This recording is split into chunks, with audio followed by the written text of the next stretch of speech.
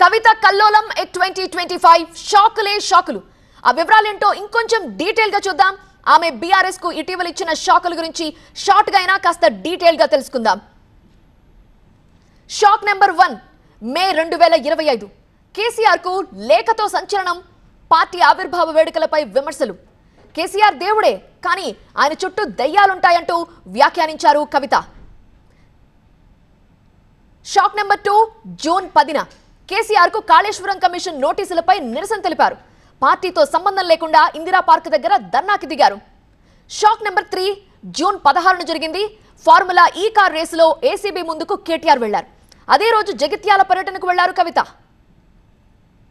Shock number 4 July 13న Mallanna అనుచిత వ్యాఖ్యలు చేశారు. కవిత వార్నింగ్ ఇచ్చారు. బీఆర్ఎస్ మాత్రం మౌనం వహించింది. షాక్ నెంబర్ 5 జూలై 26న అటు ఉప్పల్లో బీఆర్ఎస్వి కార్యక్రమంలో కేటీఆర్ పాల్గొన్నారు. ఇటు కొంపల్లిలో తెలంగాణ జాగృతి కార్యక్రమంలో కవిత పాల్గొన్నారు. షాక్ నెంబర్ 6 ఆగస్టు 4న పార్టీతో సంబంధం లేకుండా బీసీ రిజర్వేషన్ల సాధన కోసం దీక్షకు దిగారు. జై బీసీ జై జాగృతి నినాదాలు వినిపించారు. షాక్ నెంబర్ 7 ఆగస్టు 5న మాజీ మంత్రి జగదీష్ రెడ్డిపై సంచలన ఆరోపణలు చేశారు. నల్గొండలో బీఆర్ఎస్ పార్టీని నాశనం చేసిన లిల్లీపుట్ లీడర్ అంటూ కామెంట్స్ చేశారు కవిత. షాక్ నెంబర్ 8 సెప్టెంబర్ 1న కాళేశ్వరం అంశంలో సంచలన ఆరోపణలు చేశారు. హరీష్ రావ్, సంతోష్ రావ్లే టార్గెట్ గా ఆరోపణలు గుప్పించారు కవిత.